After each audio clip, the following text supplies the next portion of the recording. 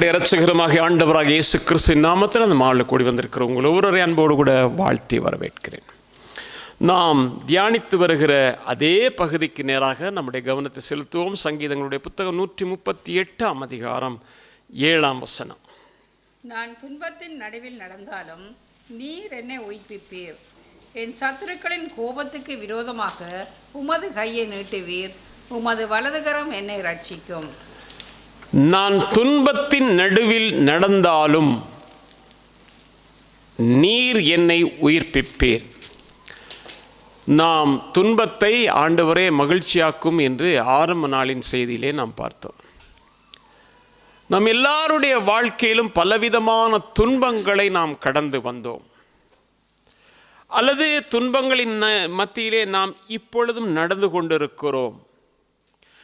எதிர்காலத்திலும் கூட சில துன்பங்களுக்கு முகம் கொடுக்க வேண்டியதாக இருக்கும். நீங்கள் என்ன இப்படி சொல்கிறீங்கன்னா, வேதம் அப்படித்தான் சொல்லுது.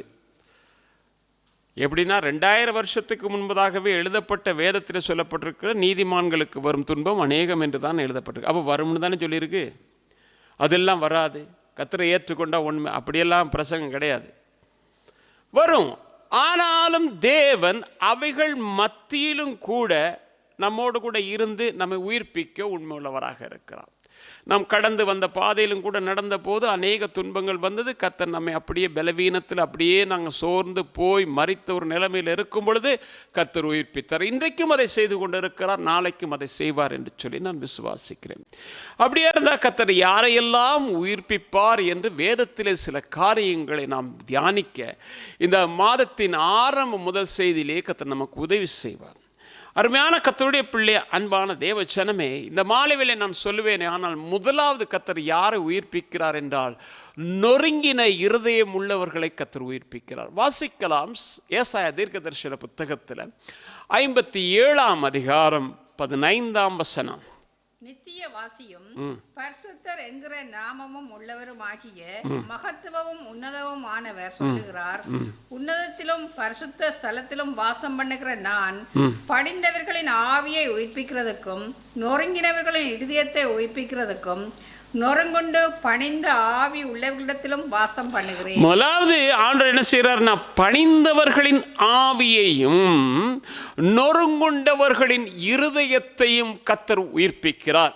அருமையான கர்த்தருடைய பிள்ளை, அன்பான தேவ ஜனமே, இருதயம் நொறுங்கி போனால் என்று சொன்னால் நான் சொல்லுவேன், இப்போ இந்த ஒரு கிளாஸ் இருக்குது, இந்த கிளாஸ் உடைந்து போனால் வெடிப்பு இருந்தால் அது ஒரு உடைந்து போன ஒரு அனுபவம். ஆனால் இது நொறுங்கி போன அனுபவம் என்று சொன்னால் அது தூள் தூளாக போன ஒரு அனுபவம், அதுக்கு உருவமே இல்லை.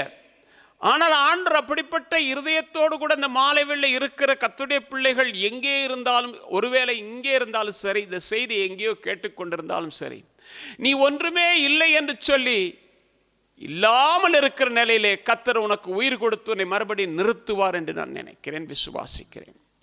அருமையான கர்த்தருடைய பிள்ளையே, அன்பான தேவ ஜனமே, சில நேரங்கள் சில பிரிவுகள் நம்ம என்ன செய்யறோம்னா நொறுக்க வைக்கிறது.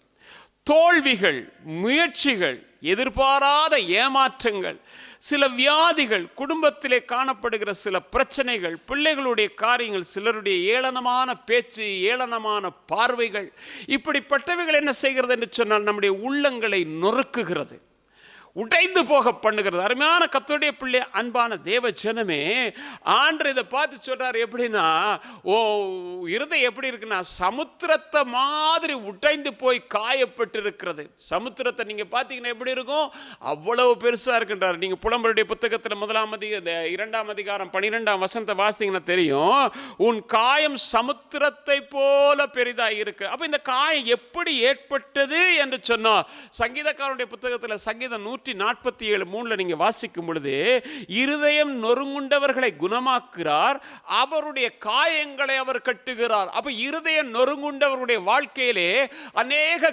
காயங்கள் ஏற்படுகிறது. சில வேளைகளை நம்முடைய சூழ்நிலைகளை பார்த்து, நம்முடைய தோல்விகளை பார்த்து, நம்முடைய இழப்புகளை பார்த்து, நம்முடைய வெறுமையை பார்த்து, நம்முடைய போதாமையை பார்த்து அநேகர் சொல்லுகிற வார்த்தைகள் நம்முடைய இருதயத்தை அப்படியே காயப்படுத்தி அது சமுத்திரத்தை போல பெரிதாய் இருக்கிறது.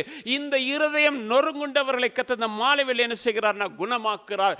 எப்படி குணமாக்குறார் என்று சொன்னார், ஒரு நல்ல சமாரியனை போல நம்முடைய காயத்தை அவர் கட்டுகிறார். எப்படி என்றால் நீங்க பாத்தீங்கன்னா தெரியும், நொறுங்குண்டவர்களுடைய குணமாக்குறார், அவருடைய காயங்களை கட்டுகிறார். எப்படி கட்டுகிறார் அப்படின்னா, திராட்சரசமும் எண்ணெயும் வார்த்து அந்த காயங்களை கட்டுகிறார். அந்த வழியிலே வருகிற ஒரு லேவியனாக இருக்கலாம், ஆசாரியனாக இருக்கலாம், வழிபோக்கனாக இருக்கலாம், அவன் அதை பார்த்துட்டு விலகி போகிறவனாக இருப்பான்.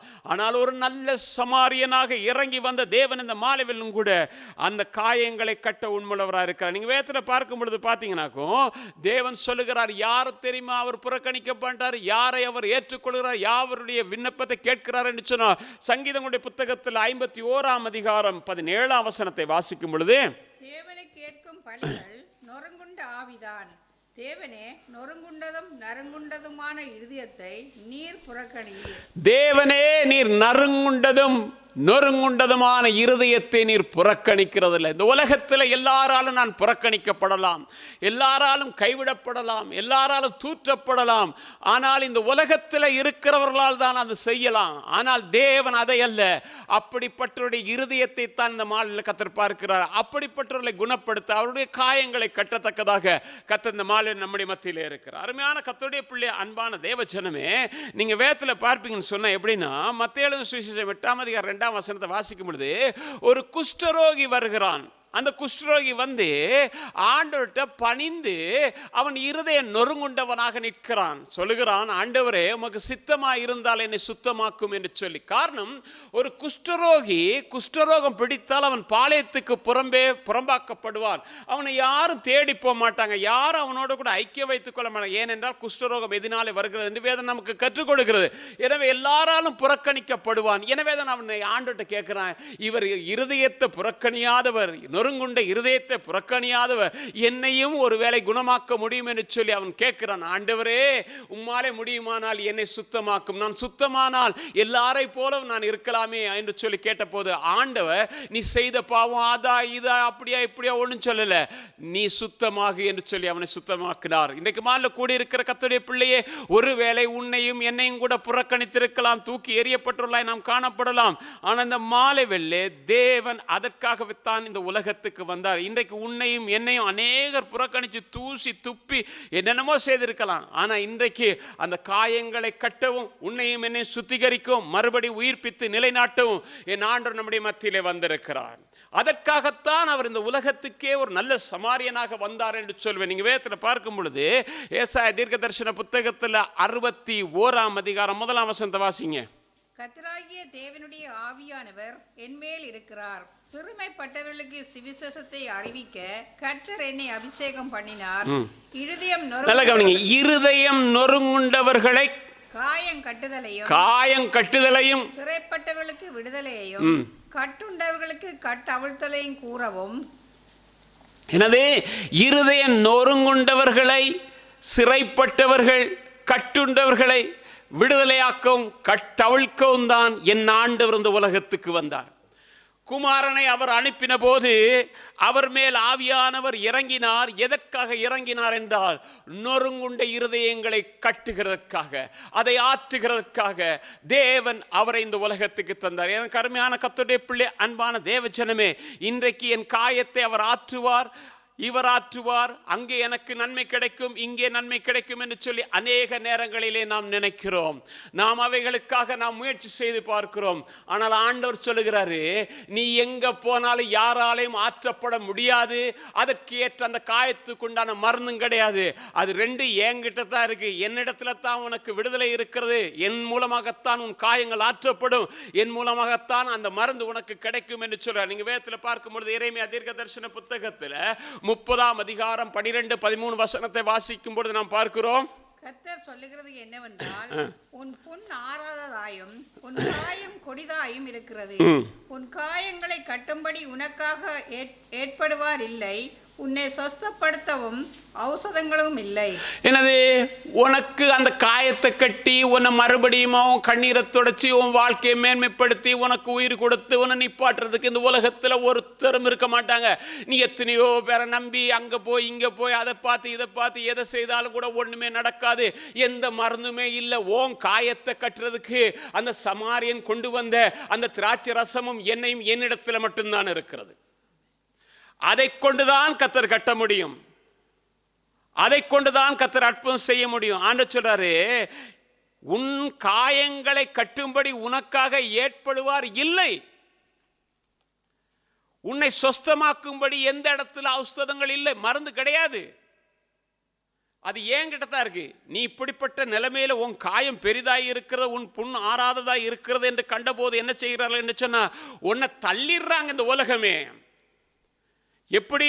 நீ விசாரிப்பற்றவள் என்று சொல்லி உன் காயம் கட்டப்பட வரைக்கும் உனக்கு எந்த நன்மை இல்லைன்றதை நீ அறிஞ்சுக்க.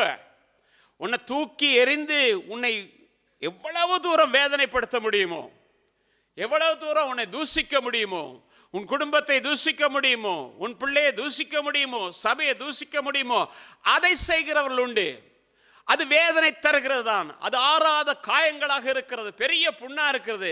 ஆனா கர்த்தர் என்ன சொல்றாரு இன்றைக்கு மாலைவேளை நம்மோடு கூட 30ஆம் அதிகாரம் 17ஆம் வசனத்தை வாசிக்கலாம். அவர்கள் உன்னை விசாரிப்பட்ட சீயோன் என்று சொல்லி, அவர்கள் உன்னை விசாரிப்பட்ட சீயோன் என்று சொல்லி உனக்கு தள்ளுண்டவள் என்று பெயரிட்டபடியால் நான் உனக்கு ஆரோக்கியம் வர பண்ணி உன் காயங்களை ஆற்றுவேன் என்று கர்த்தர் சொல்லுகிறார். ஹல்லேலூயா. உன்னை தள்ளி போட்டு உன்னை விசாரிப்பற்றவர் என்று சொல்லி இந்த உலகத்தில் இருக்கலாம், உன் சகோதரன் தள்ளி இருக்கலாம், சகோதரி தள்ளி இருக்கலாம், உன் தகப்பன் தள்ளி இருக்கலாம், கணவன் தள்ளி இருக்கலாம், மனைவி தள்ளி இருக்கலாம். இந்த உலகத்தில் நீ நேசிக்கிறவர் யார் தள்ளி இருந்தாலும் சொல்றாரு ஆண்டவரே, நான் இன்றைக்கு அது நிமித்தமாக நீ அனுபவித்துக் கொண்டிருக்கிற காயத்தை நான் கட்டுவேன். மறுபடியுமாக உன்னை உயிரோடு கூட நிலை நிற்கத்தக்கதான ஒரு மனுஷியாக நான் மாற்றுவேன். அருமையான கர்த்தருடைய பிள்ளை, அன்பான தேவஜனமே, அப்படியா இருந்த இந்த மாலையில் நாம் வேகமாக பந்திருக்கிறனால சில காயங்கள் எப்படி ஏற்பட்டது, நாம் எதிலிருந்து உயிர் பெற வேண்டும் என்கிறதை குறித்து நாம் பார்க்க கர்த்தர் நமக்கு உதவி செய்வாராக. காயங்கள் முதலாவது நமக்கு ஏற்படுகிறது என்று சொன்னால் எதிர்பாராத விதமாக சத்துருவினால் ஏற்படுகிறது, நம்மோடு கூட சேர்ந்து நடக்கிறவர்களால் ஏற்படுகிறது, நம்முடைய குடும்பத்தாரால் நமக்கு நடக்கிறது, நாம் வேலை செய்கிற இடங்களிலே இருக்கிறவர்களால் நடக்கிறது. ஆனால் எவரால் எப்படிப்பட்ட காயங்கள் ஏற்படுத்தப்பட்டிருந்தாலும் கூட ஆவியானவர் இந்த மாலை வெள்ளே நம்முடைய காயங்களை கட்ட உண்மையுள்ளவராக இருக்கிறார். அருமையான கர்த்தருடைய பிள்ளையே, அப்படியா இருந்தா எப்படிப்பட்ட காயங்கள், அந்த எப்படிப்பட்ட நிலையிலே நாம் உயிர்ப்பிக்கப்பட வேண்டும் என்று சொல்லி நாம் கொஞ்சம் பார்ப்போம். எபேசியருடைய புத்தகத்தில் 2ஆம் அதிகாரம் 1ஆம் வசனம். எபேசியர் 2:1. அக்கிரமங்களினாலும் பாவங்களினாலும் மரித்தவர்களாயிருந்த உங்களை உயிர்ப்பித்தார். யாரை கர்த்தர் உயிர்ப்பிக்க போறாரு? அக்கிரமங்களினாலும் பாவங்களினாலும் மரித்த நம்மை உயிர்ப்பித்தார். அப்ப ஏற்கனவே நடந்துருச்சு. நாம் ஒரு காலத்தில் இஸ்ரவேலின் காணியாட்சிக்கு புறம்பானவர்கள், அந்நியர்களாக இருந்தோம், தேவனற்றவர்களாக இருந்தோம், அப்படியே பாவத்திலும் அக்கிரமத்திலும் குடிகொண்டவர்களாக இருந்தோம். ஆனால் கர்த்தர் என்ன செய்தார் சொன்னால், நம்மை தெரிந்து கொண்டார். தெரிந்து கொண்டு நம்மை சுத்திகரித்தார், நம்மை பரிசுத்தப்படுத்தினார், நம்மை மறுபடியுமாக உயிர்ப்பித்தார், அந்த மரணத்திலிருந்து நம்மை விடுதலை ஆக்கினார். ஆனால் இந்த அக்கிரமங்களிலும் பாவங்களிலும் மரித்தவருடைய நிலைமை எப்படிப்பட்டதாக இருக்கிறது என்றால், இன்றைக்கு ரட்சிக்கப்பட்டிருக்கலாம், ரட்சிக்கப்பட்டவருடைய வாழ்க்கையிலும் கூட இன்னும் மரித்த ஒரு நிலைமை காணப்படுகிறது. மரித்த ஒரு நிலைமை காணப்படுகிறது என்று நான் சொல்லவில்லை, ஆண்டவர் சொல்லுகிறதை நாம் பார்ப்போம். வெளிப்படுத்துகிற சுவிசேஷத்தில் 3ஆம் அதிகாரம் 1ஆம் வசனத்தை வாசிக்கும் பொழுது, நீ சர்தையின் சபையின் தூதனுக்கு எழுத வேண்டியது என்னவென்றால் அப்படின்ட்டு ஆண்டவர் சொல்றாரு. கிரியெல்லாம் பார்த்தேன், நீ உயிருள்ளவன் என்று பெயர் பெற்ற போதும் கூட நீ எப்படி இருக்கிறாய் என்றால் செத்தவனை போல இருக்கிறாய். அப்படிதானே போட்டிருக்கு. பேர் பெற்றிருந்தேன் எப்படி இருக்க? செத்தவன மாதிரி தான் இருக்க. உயிர் இருக்கா? உயிர் இருக்கு, ஆனால் செத்தவனுடைய நிலைமை. நீங்கள் நம்ம ஊர்களில் பார்த்தீங்கன்னாக்கும் தெரியும், பஸ்ஸில் போகும்போது இந்த கம்பியை பிடிச்சிருப்பான், கம்பியை பிடிச்சிட்டே போவாங்க. தூர பஸ்ஸில் போகிறவங்க இந்த இப்போ கையில் ஒரு பார்சல் இருக்குது, ஏதாவது இருக்கும், அப்படி பஸ் போகும்போது அப்படின்னு தூங்குற பார்த்துருக்கீங்களா? மட்டைகளை போகும்போதெல்லாம் பார்த்துருப்பீங்க. அப்படி அப்படி அப்படி அப்படி அப்படி இருக்கும். அவன் தூங்கலை, தூக்கமும் இருக்கு, அதே வேளை சுயத்தோடும் கூட ரெண்டும் இருக்கு. அதே மாதிரி சில நேரங்கள் ரட்சிக்கப்பட்ட கர்த்தருடைய பிள்ளைகளுடைய வாழ்க்கையிலும் கூட எப்படின்னா உயிரோடு இருக்கிற நிலைமை இருக்கு, மரித்த நிலைமை இருக்குது. ஆண்டவர் தான் சொல்றாரு, நீ உயிரோடு இருக்கிறன்னு பேர் பெற்றும் நீ மரித்தவனாக இருக்கிறாய் என்று சொல்லி. அருமையான கர்த்தருடைய பிள்ளை, அன்பான தேவ ஜனமே, அதுல என்னன்னா ஆவிக்குரிய ரீதியிலே ஒரு மரணம் ஏற்பட்டிருக்கிறது. சரீரத்துக்குரிய ஒரு மரணம் இருக்கிறது, ஆவிக்குரிய ரீதியிலே ஒரு மரணம் இருக்கிறது என்று சொல்லி நாம் வேதத்திலே பார்க்கிறோம். அப்படியா இருந்தா ஒரு ஆவிக்குரிய நித்திரை என்று சொல்லலாம். நீங்க பார்ப்பீங்கன்னா இந்த பகுதியை நாம் ஆவிக்குரிய ரீதியிலே நாம் தியானிக்க போறோம். மத்தேயு எழுதின சுவிசேஷம், லூக்கா எழுதின நற்செய்தி நூல் 8ஆம் அதிகாரம் 52ஆம் வசனத்தை வாசிக்கும் பொழுது, இயேசு ஒரு வீட்டு வாசலுக்கு போறாரு. வாசலுக்கு போனா அங்க இருந்து எல்லாரும் அழுகுறாங்க. அந்த பெண் செத்துட்டா செத்துட்டா செத்துட்டான்னு நினைச்சு எல்லாரும் ஓஹோன்னு அழுகுறாங்க. இயேசு கிட்ட போயிட்டு சொல்றாரு, அவ அழாதீங்க, அவ என்ன செய்யறா? சாகல்ல, அவ எப்படி இருக்கா? தூங்குறா. இன்றைக்கும் தூங்குற ஒரு நிலைமையில இருக்குது, மரித்த நிலைமையில அல்ல, தூங்குற ஒரு நிலைமையில இருக்கு. ஆண்டவர் சொல்றாரு, நீ இன்னைக்கு தூங்கிட்டு தான் இருக்கிற, அந்த தூக்கத்துல இருந்து உன்னை நான் வெளியில கொண்டு வரணும். அப்ப என்ன செய்யற ஆண்டவர்? மறுபடியும் அவகிட்ட போயிட்டு அவளை உயிரோடு கூட எழுப்பி அவங்ககிட்ட ஒப்பு கொடுக்குற நாம் பார்க்கிறோம். ஒப்பு கொடுத்து ஆண்டவர் சொல்றாரு, சாப்பிட கொடுங்கன்னு. இன்றைக்கு அருமையான கர்த்தருடைய பிள்ளை, அன்பான தேவஜனமே, மரித்த நிலைமையில் இருக்கிறவர்களாக நாம் இருக்கலாம். ஆனா நாங்க மரிக்கல. சில நேரங்கள்ல ஒரு ஆவிக்குரிய அப்படியே அசதியான ஒரு நித்திரையில இருக்கலாம். ஆனா இந்த மாலைவேளை கர்த்தர் அதை மாற்றுகிறார். எப்படின்னா அது ஒரு ஆவிக்குரிய ஒரு மரணம் என்று சொல்லலாம். அருமையான கர்த்தருடைய பிள்ளை, எபேசியருடைய புத்தகத்தில் 5ஆம் அதிகாரம் 14ஆம் வசனத்தை வாசிக்கும் பொழுது அந்த ஆவிக்குரிய மரணம் எந்த நிலையில இருக்குன்னா, ஆதலால் நீ விழித்து மரித்தோரை விட்டு எழுந்திரு, அப்பொழுது கிறிஸ்து உன்னை பிரகாசிப்பார் என்று சொல்லி இருக்கிறார். எனது ஆகையால் தூங்குற நீ மரித்தோரை விட்டு எழுந்திரு, அப்பொழுது கிறிஸ்து என்ன செய்வார்? உன்னை பிரகாசிக்க பண்ணு. அப்பதான் நீ ஜீவன் அடைய முடியும். நான் உன்னை தூக்கிட்டு வந்தில்ல, நீ தான் எழும்பணும். அப்படித்தானே அதன் அர்த்தம்? தூங்குற நீ மரித்தோரை விட்டு எழுந்திரு. எப்படி? செத்தவெல்லாம் கிடக்கிறான், இவன் நினைச்சிட்டு அவனுக்கு உயிர் இருக்குன்னு அவன் நடுவில் படுத்திருக்கான். மரித்தவனோடு கூட படுத்துக்கிட்டு இருக்கான். மரித்தவனோடு கூட படுக்கிற அனுபவம் வந்து ஒரு ஆவிக்குரிய ஒரு மரணத்தை தழுவுகிற ஒரு நிலைமை என்று சொல்லுவேன். இன்றைக்கு அருமையான கர்த்தருடைய பிள்ளை, அந்த மாதிரி ஒரு மரணத்திலிருந்து கர்த்தர் இந்த மாலைவேளையிலே அப்படிப்பட்டவர்கள் இருப்பார்களே, ஆனால் கர்த்தர் விடுதலை செய்ய உண்மையுள்ளவராயிருக்கிறார். என்ன, அவன் செத்து போயிட்டான், அவன் கதை முடிஞ்சு. ஆனா அவன் கூட சேர்ந்து படுத்து இருக்கிறது. இதுக்கு ஒரு உதாரணமா நான் ஒன்று சொல்லுவேன்னு சொன்னா, லூக்கா எழுதின நற்செய்தி நூல் 15ஆம் அதிகாரம் 32ஆம் வசனத்தை வாசிக்கும் பொழுது அங்க பாத்தீங்கன்னா தகப்பன் சொல்றான், இவன் செத்து போனவன் மறுபடியும் என்ன செஞ்சுட்டான்? உயிரோடு திரும்பி வந்துட்டான். லூக்கால அது எங்க இருக்குது என்னன்னே தெரியல. இப்ப என்ன பார்க்கிறது? யாரு? இளைய மகன் போனான், திரும்பி வருகிறான். வந்தபோது தகப்பன் சொன்னான், இவன் மரித்தான், மறுபடியும் என்ன செஞ்சிட்டான்? எப்ப செத்தான்? சாகலையே. என்ன, மரித்தவர்களோடு கூட ஐக்கிய வைத்துக் கொண்டான். தகப்பனிடத்தில் ஒரு பொய் சொன்னான், தகப்பனை பகைத்தான். பகைத்துட்டு என்ன செஞ்சான்? பிற தேசத்துக்கு போய் நான் என்ன செய்ய போறேன்? வியாபாரம் செய்ய போகிறேன். கொஞ்ச நாள் ஆட்டம், கொஞ்ச நாள் பாட்டம், எல்லாம் நல்லா இருந்ததுதான், சந்தோஷம். எது? அவன் நினைக்கல பின்னால என்ன நடக்கும்னு நினைக்கல, எங்க இருந்து வந்தேன்னு நினைக்கல. தகப்பனுடைய அன்பு வேண்டாம், எனக்கு பணத்தை தான் நான் போறேன். போயிட்டு யாரோட? மரித்தவர்களோடு கூட சேர்ந்து அவன் என்ன செஞ்சான்? தன் வாழ்க்கையை அப்படியே அனுபவிச்சிருந்தான். கொஞ்ச நாள் பார்த்தா கொஞ்சம் கொஞ்சம் குறையும் போது கொஞ்சம் கொஞ்சமா ஆளும் குறைய ஆரம்பிச்சு. கடைசியில் என்னாச்சு? ஒண்ணுமே இல்லை. ஒண்ணுமே இல்லாம இருக்கும்போது அவன் எங்க போனானா, பிச்சை எடுக்க போலான்னு பார்த்தா பிச்சையும் கிடைக்காது. ஏன்னா தேசத்துல பஞ்சம். அவன் சாப்பிடாம இருக்க கொடுப்பானா? இல்லை. கடைசியில் போகிறான், ஒருத்தன்ட்ட போய் ஒட்டிக்கிறானா. எதுக்கு? பண்டி மேய்க்கிறதுக்கு. அந்த பண்டி மேய்க்கிறதுல கொஞ்சம் சாப்பாடு தரியா அப்படின்னா கேட்க மாட்டான். அதையே அவன் எடுத்து சாப்பிட்றான். அப்படி தானே?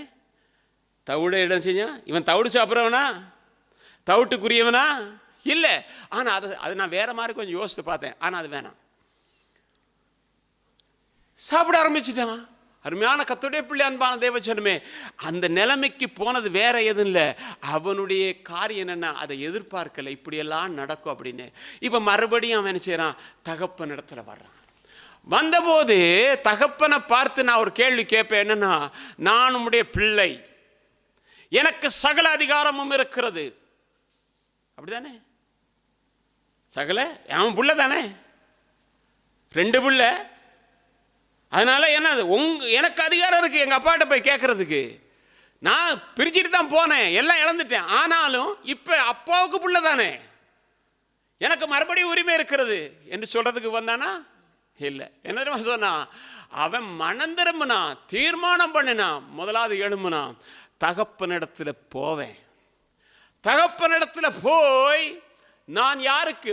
பரத்துக்கு விரோதமாகவும் உமக்கு விரோதமாகவும் நான் பாவம் செய்தேன். பரத்துக்கு விரோதமாக, உமக்கு விரோதமாக பாவம் செய்த என்னை உம்முடைய மகனாக ஏற்றுக்கொள்ள வேண்டாம், என்னை உம்முடைய வேலைக்காரர் ஒருத்தராக ஏற்றுக்குங்க அப்படின்னா. தகப்பன் சொன்னா, நீ வேலைக்காரன் இல்லப்பா, நீ என் மகனப்பா. நீ போய் மரித்தவர்களோடு கூட கிடந்த, ஆனால் கர்த்தர் இன்றைக்கு உன்னை உயிர்ப்பித்திருக்கிறார்.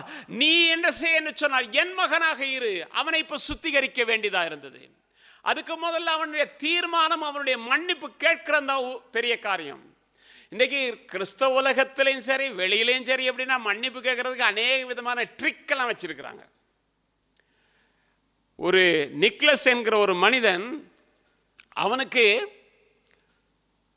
ஒருத்தர்கிட்ட மன்னிப்பு கேட்க சொல்லி தீர்ப்பாயிருக்கு. தீர்ப்பு சொன்னாங்க, நீங்க அவர்கிட்ட போய் மன்னிப்பு கேட்கணும்.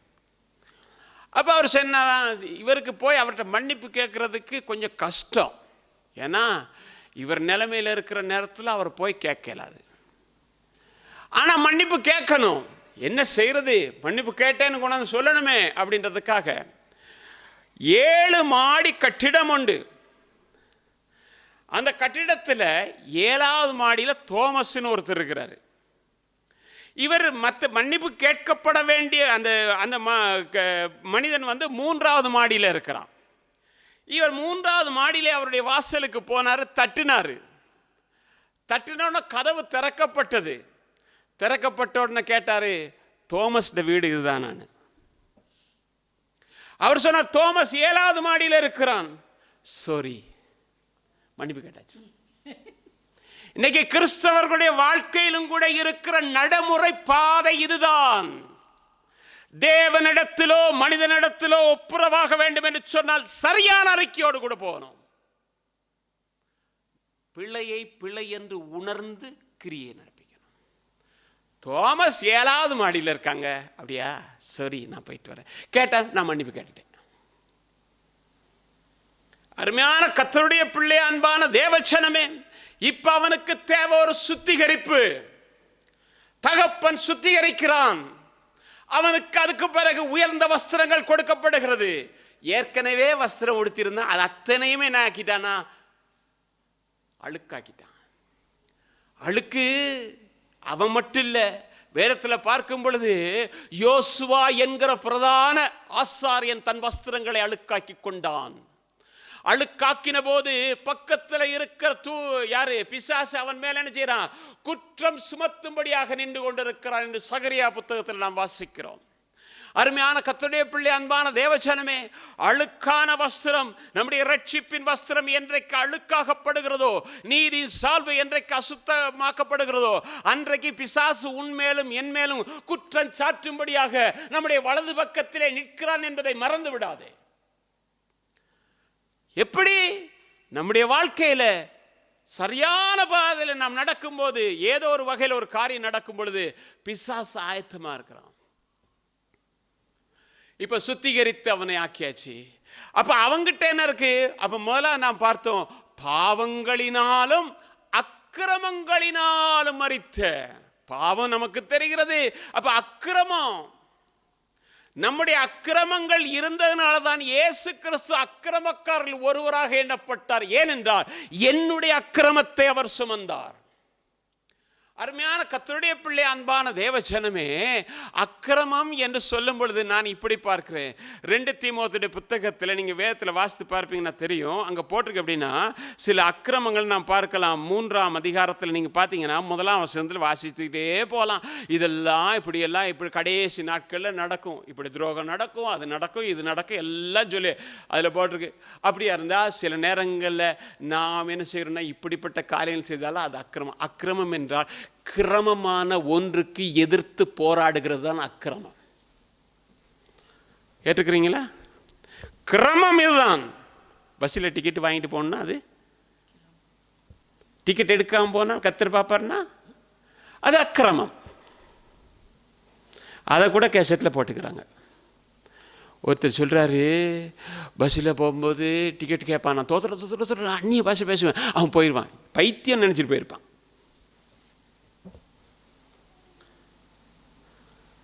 அன்றைக்கு ஒருத்தர் கீழே விழுந்துட்டு சொல்கிறாரு, இது சாத்தானுடைய வேலை. ஏய், யார்கிட்ட எதை எங்கே போய் சொல்லணும் கொஞ்சமாவது இல்லையா? அதான் சொன்னேன், கிறிஸ்தவனுக்கு பக்தி இருக்க அறிவே கிடையாது, புத்தி கிடையாது. எந்த இடத்துல எதை சொல்லணும், எப்படி சொல்லணும், தேவ நாமத்தை தூசிக்கிற மாதிரி நடக்கணுமா? தேவ நாமத்தை வீணிலே வழங்காதிருப்பாயாக என்று வேதம் சொல்லுகிறது. எடுத்ததுக்கெல்லாம் கர்த்தருடைய வார்த்தையை சொல்லி, எடுத்ததுக்கெல்லாம் எதையாவது சொல்லி, கர்த்தருடைய நாமமும் அவருடைய வார்த்தையும் பரிசுத்தமானது. உங்க பிளேட்ல ஏதாவது நல்ல சாப்பாடு கொடுத்து ஏதாவது அசுத்தம் வச்சு சாப்பிடுவீங்களா நீங்க? கர்த்தருடைய நாமத்தை மட்டும் எப்படி வேணாலும் நாம் பாவிக்கலாம், எந்த விதத்திலும் பாவிக்கலாம் இல்லை. கர்த்தருடைய நாமம் பரிசுத்தமானது. நான் பரிசுத்தர் என்று ஆண்டவர் தான் சொன்னார். அந்த பரிசுத்தத்துக்கு ஈடான பரிசுத்தம் எங்கேயுமே கிடையாது. அருமையான கர்த்தருடைய பிள்ளை, அன்பான தேவஜனமே, அப்போ அக்கிரம செய்கை இருக்கிறது, அக்கிரம சிந்தை இருக்கிறது.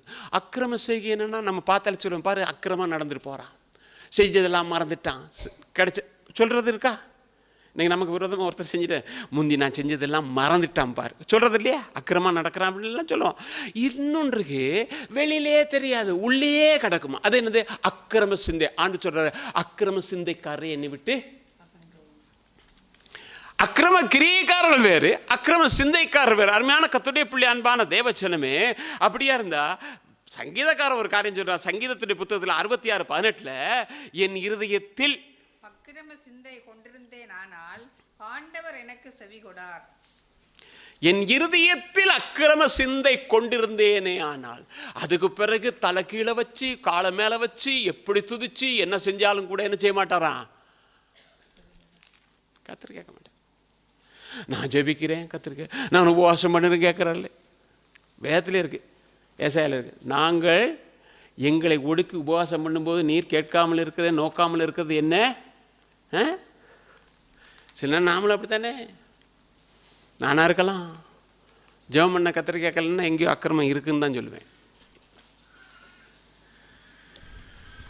நம்முடைய வாழ்க்கையில் கூட நாம் தினமும் ஆராய்ந்து பார்க்கணும். நம்முடைய சிந்தை தேவனுக்கு ஏற்றதாக இருக்கணும். கிறிஸ்து இயேசுக்குள்ளாக உங்கள் சிந்தைகளை எப்படி இருக்கணும்? காக்கப்படணும். அவருக்கு இருந்ததே நமக்கு இருக்கணும். அருமையான கர்த்தருடைய பிள்ளை, அன்பான தேவஜனமே, அப்போ இந்த நேரத்தில் என்னென்னா நமக்கு ஒரு சுத்திகரிப்பு தேவை. ஆண்டதான் நம்ம சுத்திகரிக்கணும், நம்முடைய அக்கிரமங்களை நீக்கி சுத்திகரிக்கணும். நீங்கள் வேதத்தில் பார்ப்பீங்கன்னா ஓசியா 14:2 சொல்லுது, தேவரீர் எல்லா அக்கிரமங்களையும் நீக்கி எங்களை தயவாய் அங்கீகரித்தருளும். இன்னைக்கு ஒவ்வொரு கர்த்தருடைய பிள்ளையும் கேட்க வேண்டிய ஒரு காரியம் கர்த்தரிடத்துல, எனக்கு அதைத்தாங்க இதைத்தாங்க அப்படித்தாங்க இப்படித்தாங்கன்னு கேட்கறத விட்டுட்டு, என் அக்கிரமங்கள் நீங்க என்னை தயவாய் மன்னித்து சுத்திகரிமாண்டவரே என்று கேட்டால் சுத்திகரிப்புக்கு பின்னதாக வருகிறது உயர்வான காரியங்கள். இளைய மகன் சுத்திகரிக்கப்பட்ட பிறகு அவனுக்கு வஸ்திரங்கள் கொடுக்கப்பட்டது, அவனுக்கு பாதரட்சை கொடுக்கப்பட்டது, அவனுடைய விரல்களுக்கு மோதிரங்கள் மாற்றப்பட்டது, அவனுக்கு மேலான காரியங்கள் நடந்தது. இன்றைக்கு மாலை கூடி இருக்கிற கர்த்தருடைய பிள்ளையே, நீ தள்ளுண்டவள் என்று சொல்லி உன்னை புறக்கணித்திருக்கலாம், தள்ளுண்ட சீயோன் என்று புறக்கணித்திருக்கலாம். ஆனால் கர்த்தர் சொல்றேன்னா, இன்னைக்கு நான் உன்னை சுத்திகரிக்கும் பொழுது உன்னை மறுபடியும் காயமெல்லாம் ஆற்றி உன்னை உயிர்ப்பித்தவனாக நான் அவர்களுக்கு முன்பதாக ஒரு சாட்சியா நான் நிறுத்துவேன். அருமையான கர்த்தருடைய பிள்ளை, அன்பான தேவஜனமே, அடுத்த யாரை கர்த்தர் உயிர்ப்பிக்கிறார் அப்படின்னா, நீங்க வேதத்தில் பார்க்கும் பொழுது சங்கீதங்களுடைய புத்தகத்தில் 71:20 அநேக இக்கட்டுகளையும் ஆபத்துக்களையும் காணும்படி செய்த என்னை நீர் திரும்பவும் உயிர்ப்பித்து திரும்பவும் என்னை பூமியின் பாதாளங்களில் இருந்து ஏற பண்ணுவீர். அநேக இக்கட்டுகளையும் ஆபத்துக்களையும் காணும்படி செய்த என்னை நீர் மறுபடியும் உயிர்ப்பித்து பூமியின் பாதாளங்களிலிருந்து ஏறி வர பண்ணுகிறீர் ஆண்டவரே.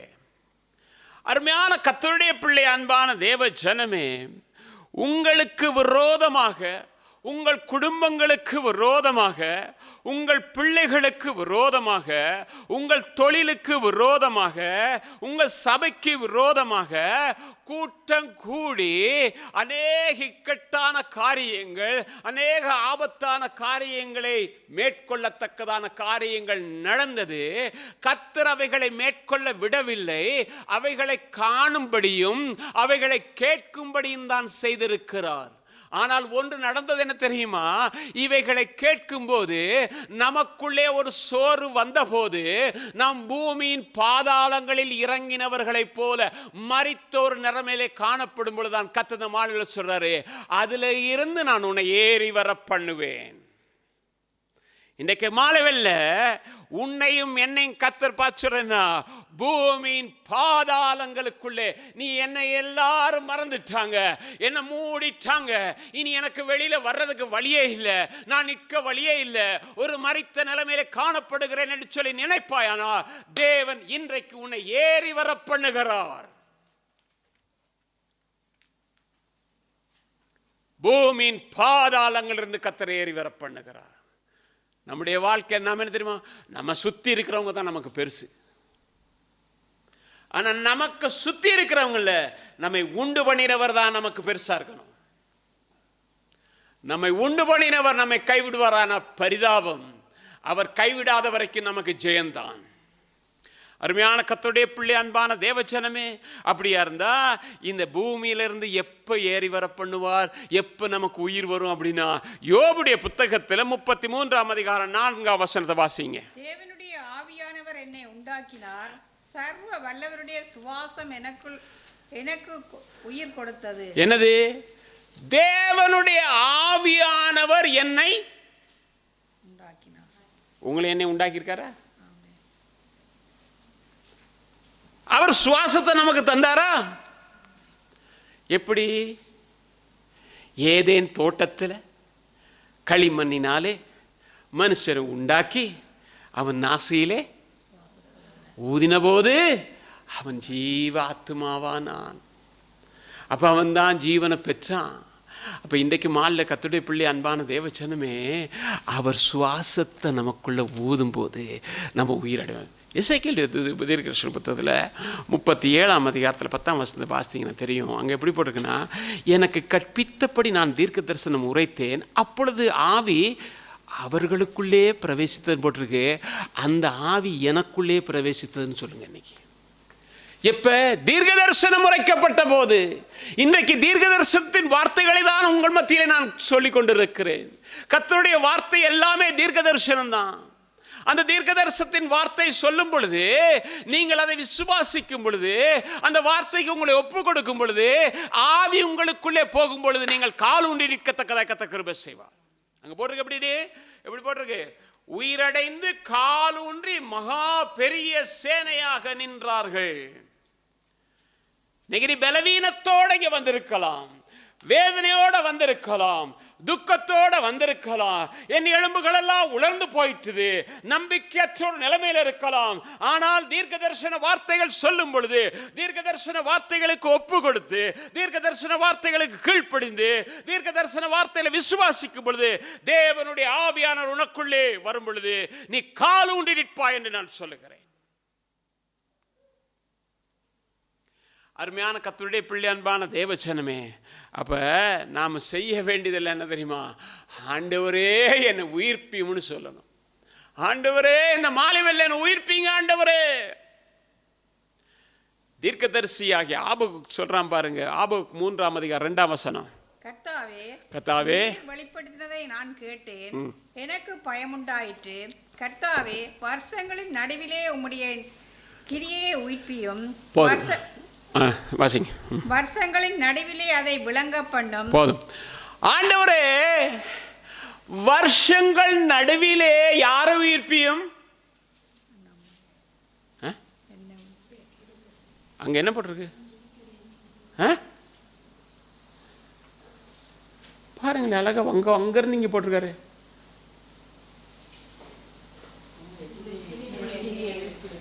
உம்முடைய கிரி. அப்ப நீங்க முதல்ல பாத்தீங்க, உம்முடைய சுவாசம் என்ன நினைச்சு. அப்ப இன்றைக்கு கிரியை அந்த சுவாசத்தினாலே நாம் உருவாக்கப்பட்டோம்.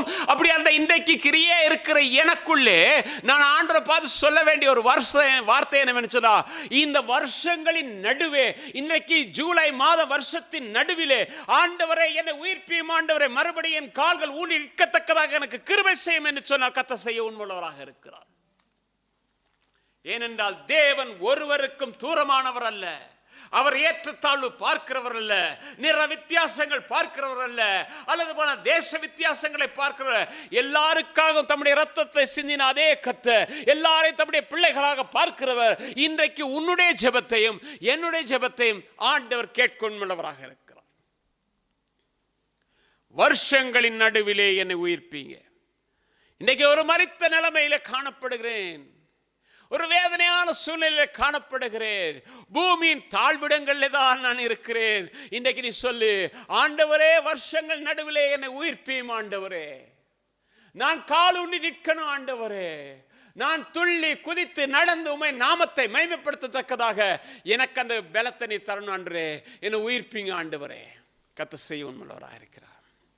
அருமையான கர்த்தருடைய பிள்ளை, அன்பான தேவச்சனமே, அப்ப கர்த்தர் உயிர்ப்பிக்கும் போது என்ன செய்யலாம்? காலுண்டி நிற்கும் போது முடவன் எழுந்து நின்று நடந்து என்ன செய்யா? தேவனை துதித்தான். நீங்க பாத்தீங்கன்னாக்கும் சங்கீதம் 85:6 பாருங்களேன், இல்லையா? உமது ஜனங்கள் உம்மில் மகிழ்ந்திருக்கும்படி நீர் எங்களை திரும்ப உயிர்ப்பிக்க மாட்டீரோ? உமது ஜனங்கள் உம்மில் மகிழ்ந்திருக்கும்படி நீர் எங்களை திரும்ப உயிர்ப்பிக்க மாட்டீரோ? ஆனா நான் சொல்றேன், உயிர்ப்பிக்கப்படும் பொழுதுதான் நாம் கர்த்தருக்குள்ளே மகிழ்ச்சியாக இருக்க முடியும். உயிர்ப்பிக்கப்படும் பொழுதுதான் நாம் ஆண்டவருக்குள்ளே களிகூற முடியும். மாட்டீரோ அல்ல. ஆண்டவரே, நீர் என்னை உயிர்ப்பிக்கும் போது நான் உமக்குள்ளே மகிழ்ந்து களி கூறுவேன் ஆண்டவரே. ஆண்டவரே, உமக்குள்ளே மகிழ்ந்து கழிந்து கூறுவேன் ஆண்டவரே. அருமையான கர்த்தருடைய பிள்ளை, அன்பான தேவஜனமே, அப்ப மகிழ்ச்சியா இருந்து கர்த்தருக்குள்ள மகிழ்ச்சியா இருக்கும்போது நானும் நீங்களும் எதை கேட்டாலும் கர்த்தர் தருவார். வேதத்தில் நீங்க பாத்தீங்கன்னா சங்கீதங்களோட புத்தகத்தில் 37:4 கர்த்தரிடத்தில் மனமகிழ்ச்சியா இரு, அவர் உன் இருதயத்தின் வேண்டுதல்களை உனக்கு. அப்ப இன்னைக்கு எதுல நான் கர்த்தருக்குள்ள மகிழ்ச்சியா இருக்கணும்? எது? அத்தி மரம் துளிர் விடாம போனேன், ஆடு இல்லாம போன, மாடு எது இல்லாம போனாலும் நான் கர்த்தருக்குள்ள மகிழ்ச்சியா இருப்பேன். நான் என்ன ஆண்டவரை உயிர்ப்பீங்க ஆண்டவரே, நான் உமக்குள்ள மகிழ்ச்சியா இருப்பேன். அப்ப நான் உம நல்லா துதிக்கும் பொழுது நான் கேட்கிறதெல்லாம் கர்த்தர் எனக்கு தருவார். நம்ம என்ன செய்யறோம்? நாம் எதில் மகிழ்ச்சியாக இருக்க விரும்புகிறோம்? ஹலோ, நான் உங்களை அளவுன்னு சொல்ல, நீங்கள் ஏதோ அங்கே காதில் வச்சுட்டு அங்கே தான் மகிழ்ச்சி. நமக்கு காலையில் மகிழ்ச்சி, ராத்திரியில் மகிழ்ச்சி, 12 மணிக்கு 1 மணிக்கும் அதில் தான் மகிழ்ச்சி. நம்முடைய மகிழ்ச்சி தேவனோட கூட. நான் இன்னைக்கு காலையில் கூட நான் வீட்டில் தான் சொன்னேன். நான் சில சாட்சிகள் கேட்டபோது நான் சொன்னேன், கர்த்தர் இப்படி அற்புதம் செய்தார், இதே காரியத்தை நம்முடைய வாழ்க்கையில் செய்தார். அப்போ சொன்னாங்க, இது இல்லை நமக்கு எவ்வளோ காரியத்தை கர்த்தர் செய்தார். நான் சொன்னேன், அன்னைக்கு செய்தார், இன்னைக்கு ஏன் கொஞ்சம் தடைப்படுதுன்னா, அன்னைக்கு அழுதழுது ஜெபம் பண்ணோம், கண்ணீரோட தேவ சமூகத்தில் அழுதழுது ஜெபம் பண்ணோம். இன்னைக்கு ஜெபஜீவி எப்படி கேட்டால் போதுன்ற நிலையில் இருக்குது. மறுபடியும் நமக்குள்ள அந்த ஜீவம் வறுமையானால் தேவன் நமக்குள்ள பெரிய காரியம் செய்வார் என்று சொன்னேன். இன்னைக்கு தேவ பிள்ளையே, உன்னை வாழ்க்கையில் அற்புதம் நடக்குன்னா தேவ சமூகத்தில் கண்ணீர் சிந்து துருத்தியில் சேர்த்து வைப்பார். அன்னாளின் கண்ணீரின் ஜெபத்தை கேட்டவர், ஆகாரின் கண்ணீரின் ஜெபத்தை கேட்டவர், இன்றைக்கு எசேக்கியேலுடைய கண்ணீரின் ஜெபத்தை கேட்ட உன் ஜெபத்தை என் ஜெபத்தை கர்த்தர் கேட்கொள்கிறாங்க. போகிற போக்கில் ஆண்டரை பார்த்துங்கன்னு போனால் அவரும் பார்த்துட்டேன்னு போராடிச்சாமன்னு. ஒரு யாக்கோபு போராடினான், ராத்திரியெல்லாம் போராடினான். காலையில் தாங்க விடியுது பொழுது. அது வரைக்கும் போராடுறான். நீர் என்னை ஆசீர்வதியும். நம்ம அப்படியெல்லாம் ஜெபிக்கிறது கிடையாது. நம்ம ஜெபிச்சா கர்த்தர் பதில் கொடுக்கறதுக்கு உண்மையுள்ளவராக இருக்கார்.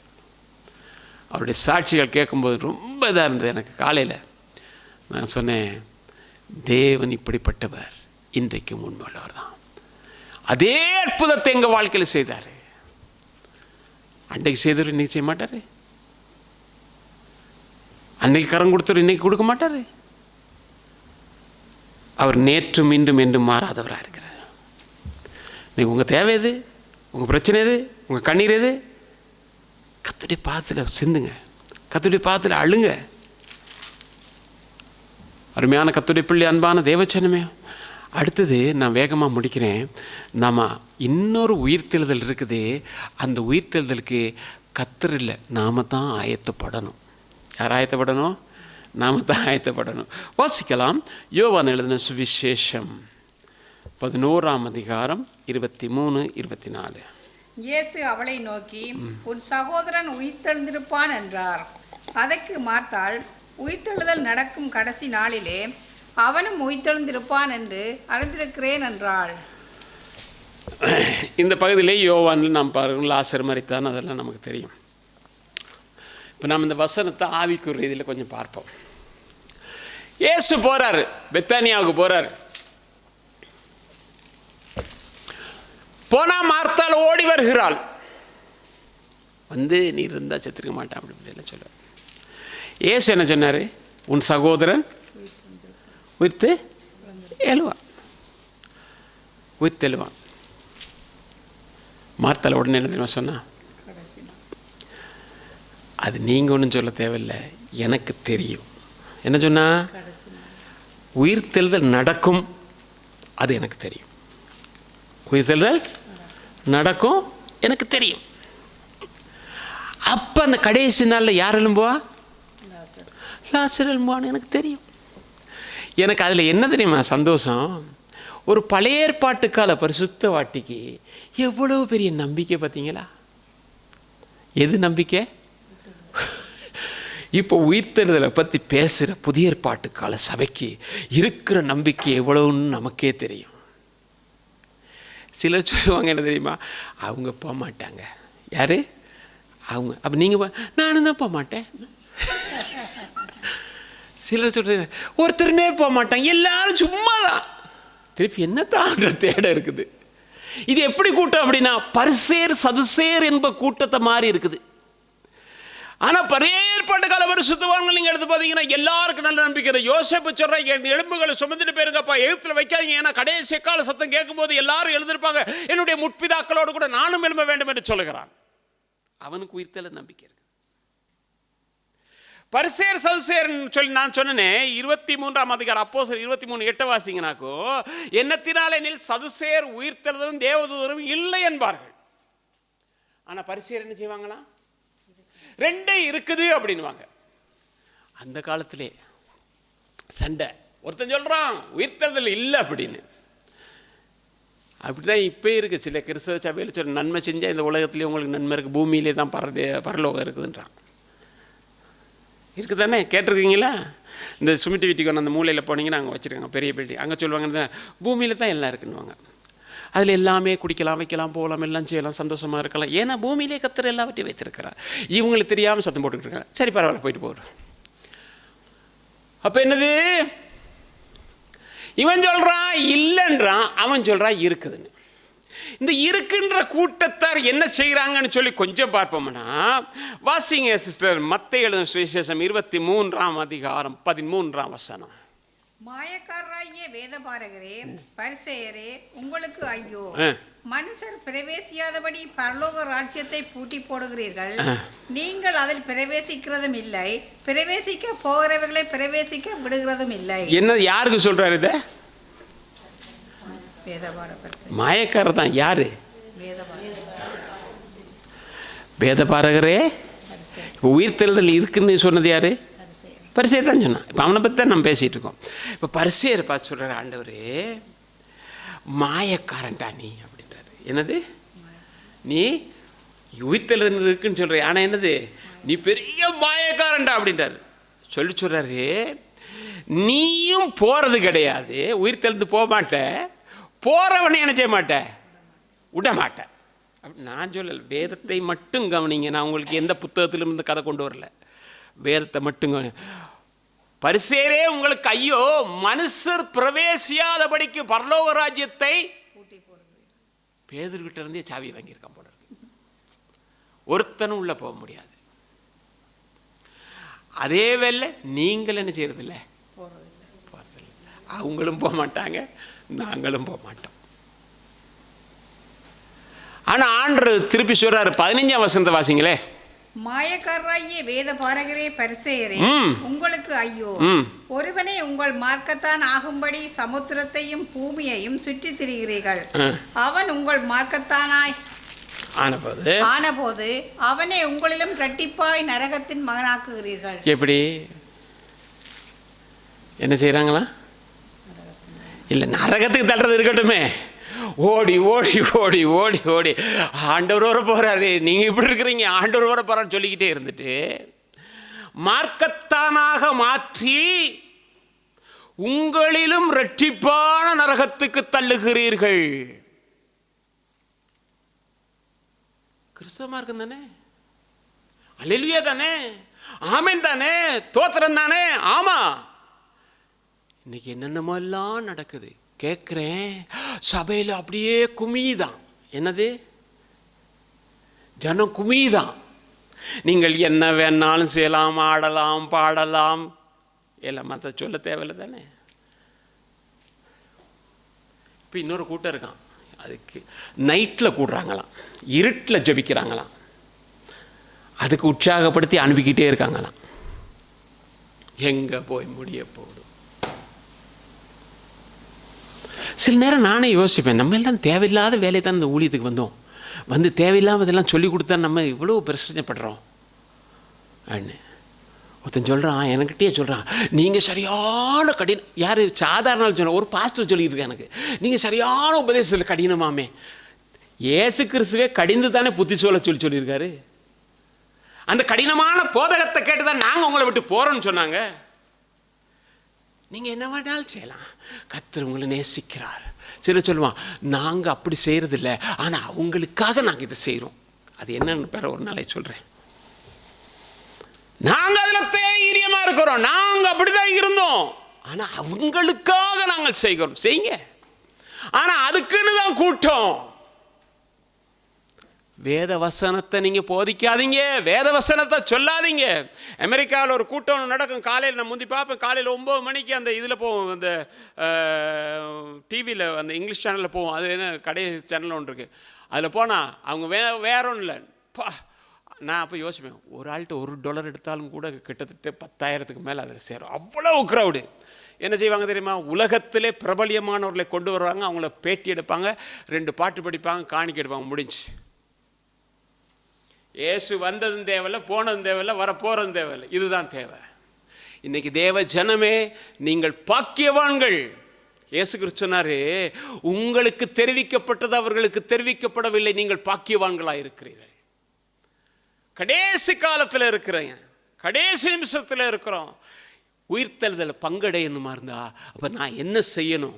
வேதத்தில் நாம் ஒரு வசனத்தை வாசிப்போமானால், 1 யோவான் புத்தகத்தில் 3ஆம் அதிகாரம் 2ஆம் வசனத்தை, பிரியமானவர்களே, இப்பொழுது தேவனுடைய பிள்ளைகளாய் இருக்கிறோம், இனி எவ்விதமாய் இருப்போம் என்று இன்னும் வெளிப்படவில்லை. ஆகிலும் அவர் வெளிப்படும் பொழுது அவர் இருக்கிற வண்ணமாகவே நாம் அவரை சந்திப்பதினால் அவருக்கு ஒப்பாயிருப்போம் என்று அறிந்திருக்கிறோம். ஆண்டவருக்கு ஒப்பாயிருப்போம் என்று சொல்லி அறிந்திருக்கிற நாம், ஆண்டவர் இல்லை, அது மாதிரி அவர் பார்க்க மாதிரி நாமளும் ஒரு பரிசுத்தமாக குற்றமற்றவர்களாய் காணப்படுவோம். அப்போ அந்த உயிர்த்தெழுதலில் பங்கடையணுமா இருந்தால் இன்றைக்கு நாம் என்ன செய்ய வேண்டும் என்று சொல்லி பார்க்கும் பொழுது, நீங்கள் பார்த்தீங்கன்னாக்க முதலாவது வெளிப்படுத்த 21:7 பார்த்தீங்கன்னா எப்படி போட்டிருக்குன்னா, ஜெயம் கொள்ளுகிறவன் எல்லாவற்றையும் சுதந்திரித்துக் கொள்ளுவான், ஜெயம் கொள்ளுகிறவன் என்னோடு கூட பந்தியில் இருப்பான், ஜெயம் கொள்ளுகிறவன் சிங்காசனத்தில் இருப்பான், நான் ஜெயம் கொண்டது போல நீங்களும் ஜெயம் கொள்ளுங்கள் என்று வேதத்தில் பார்க்கிறோம். அப்போ முதலாவது என்ன செய்யணும்? ஜெயம் கொள்ளுகிறவர்களாய் நாம் காணப்படணும். எதில் நாம் ஜெயம் கொள்ள வேண்டும் என்று சொன்னால், இந்த உலகத்தில் நமக்கு கொடுக்கப்பட்டிருக்கிற இந்த மேலான வஸ்திரங்களை திருடுறதுக்கு பிசாசானவன் பல விதத்திலும் திட்டம் பண்ணி கொண்டிருக்கிறான். அதை பாதுகாத்துக் கொள்ளணும். எப்படின்னா, வெளிப்படுத்தின சுவிசேஷத்தில் 16ஆம் அதிகாரம் 15ஆம் வசனத்தை வாசிக்கும் பொழுது, இதோ திருடனை போல வருகிறேன், தன் மானம் காணப்படத்தக்கதாக நிர்வாணமாய் நடவாதபடிக்கு விழித்துக் கொண்டு தன் வஸ்திரங்களை காத்துக் கொள்ளுகிறவன் அவனுக்கு தான் பரலோகத்தில் இடம். இது கடைசி வரைக்கும் முடிவு வரைந்தும் ரட்சிக்கப்படுகிறதுக்கு முடிவு வரையும் தான். ரட்சிக்கப்பட்டன்னு ஒரு நாள் முடிஞ்சிடல, முடிவு வரையும் நிலை நிற்கிறவனே ரட்சிக்கப்படுவான். அந்த ரட்சிப்பின் வஸ்திரத்தை, நீதியின் வஸ்திரத்தை, சால்வையை நாம் என்ன செய்யணும்? பாதுகாத்து, அந்த பாகையை பாதுகாத்து கொள்ளத்தக்கதாக என்ன செய்யணும்? விழித்திருக்கணும். பிசாசு நம்மகிட்ட தந்திரமாக வருவான். எப்படின்னா, ஒன்று தோட்டம் பூமா பிஞ்சுமா இருக்கும்போது நேராக வருவான், இல்லாட்டி என்ன கூலி போட்டு வந்துடுவான். இருக்கா வேதத்தில்? இருந்தால் சரி, உள்ளே வந்துடுவான். வந்து எல்லாத்தையும் இல்லாமல். எனவே நாம் எப்போ என்னென்னா கவனமாக இருக்கணும். கவனமாக இருந்தால் தான் அந்த சமாரியா அந்த அவன் போன போது திருடர்கள் அவனை என்ன செஞ்சாங்க? அவனை அடித்து காயப்படுத்தி அவன் வஸ்திரங்கள்லாம் உறிந்து கொண்டு அவனை வெறுமையாக்கி போட்டாங்க. பிசாசு அப்படி தான் செய்வான். கொஞ்சம் கவனமாக இருக்கணும். அதுக்கு என்ன செய்யணும்? விழித்து கொண்டிருக்கணும். அருமையான கர்த்தருடைய பிள்ளை, அன்பான தேவச்சனமே, அப்போ விழித்து கொண்டு இருக்கிறதை குறித்து நாம் வேதத்தில் பார்க்கும் பொழுது மத்தேயு எழுதின சுவிசேஷம் 25ஆம் அதிகாரம் 13ஆம் வசனத்தில், மனுஷகுமாரன் வருகிற நாளையாவது நீங்கள் அறியாது இருக்கிறதுனாலே எப்போ வருவாரோ தெரியலையே, எப்போ வருவாரோ தெரியலையே, எப்போ வருவாரோ தெரியலையே. சில சொல்லுவோம் அடுத்த மாதம் 15ஆம் தேதி வருவாருன்னு. அதை நம்பிக்கிட்டு கொஞ்சம் பேர் என்ன செய்வான்னு சொன்னால் இருக்கிற காசெல்லாம் செலவழிச்சிருவான். வந்தால் போயிடும். அப்படியெல்லாம் வரமாட்டேன். ஆண்டவர் சொன்னார், வருகிற நாளை பிதா ஒருவரை தவிர குமாரன். அப்படி இருக்கும்போது ஆண்டவர் எப்போ வருவாரோ தெரியலையே, அதுக்காக காத்திருக்கணும். ஆண்டவர் வர வரைக்கும், ஆண்டவரே நான் எப்படியாவது அந்த வருகையில் பங்கெடுக்கணும் ஆண்டவரே அப்படின்னு விழித்திருக்கணும். அது அறியாததுனாலே நீங்கள் விழித்திருங்க. விழித்திருக்கிற நாம் என்ன செய்யணும்னு சொன்னால் சும்மா இருக்கக்கூடாது. எப்போதும் என்ன செய்யணும்? ஜெபிச்சுக்கிட்டு இருக்கணும். நீங்கள் லூக்காடு நற்செய்தி 21ஆம் அதிகாரம் 36ஆம் வசனம் வாசித்தீங்கன்னா எப்படி இருக்குன்னா, இனி சம்பவிக்கிற இவைகளுக்கெல்லாம் நீங்கள் தப்பி மனுஷகுமாரனுக்கு முன்பதாக நிற்க பாத்திரங்களா எண்ணப்படுவதற்கு எப்பொழுது என்ன செய்யுங்க?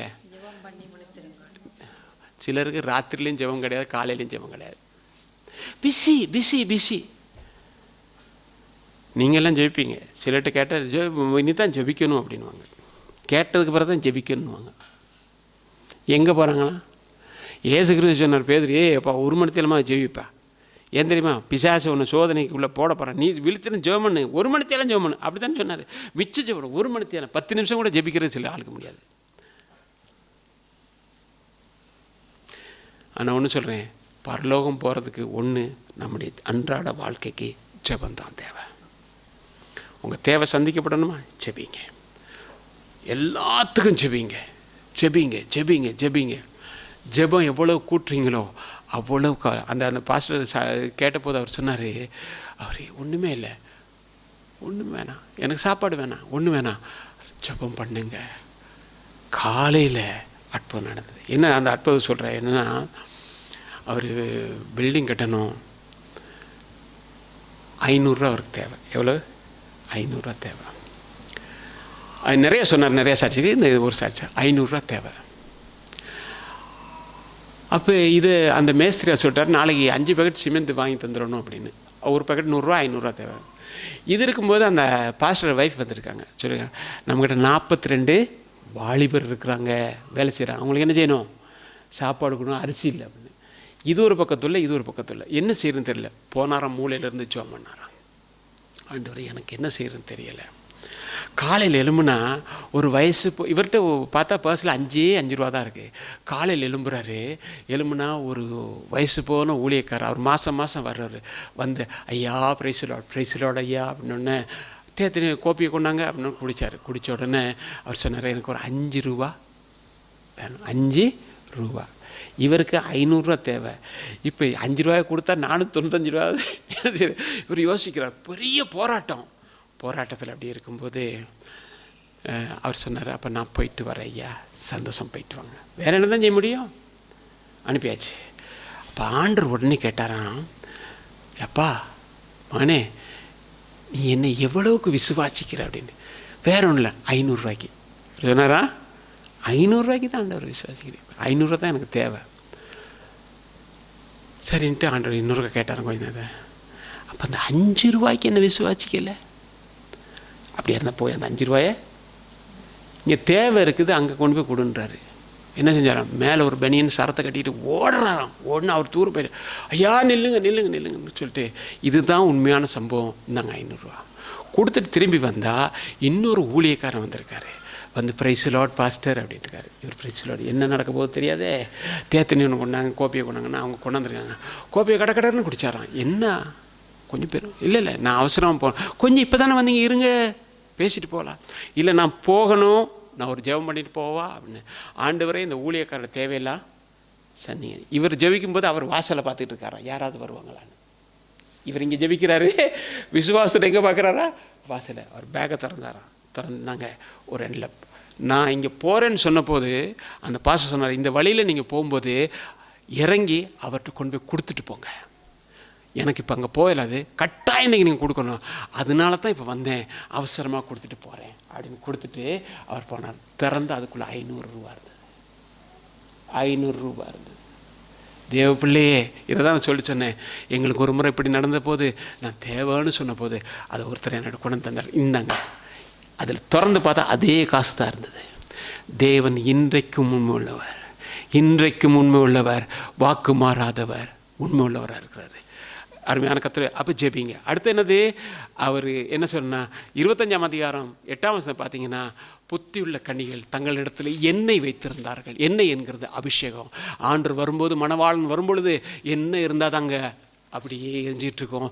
அபிஷேகத்தினால் நிறைஞ்சி, வார்த்தையினால் நிறைஞ்சிருப்பீங்கன்னா பரலோகத்துக்கு போகலாம். 20ஆம் அதிகாரம் 6ஆம் வசனத்தை வாசிக்கும் பொழுது என்னென்னா, முதலாம் உயிர்த்தெழுதலுக்கு பங்குள்ளவன் பரிசுத்தவானும் பார்க்க, அவனுக்கு 2வது மரத்தின் மேலே என்ன இல்லை, அதிகாரம் இல்லை. அவர்கள் யார் அப்படின்னா, வெளிப்படுத்தின சுவிசேஷம் 14ஆம் அதிகாரம் 4ஆம் வசனம் 5ஆம் வசனம் 6ஆம் வசனத்தை பார்த்தீங்கன்னாக்கோ, ஸ்திரீகளால் தங்களை கரைப்படுத்தாதவர்கள்.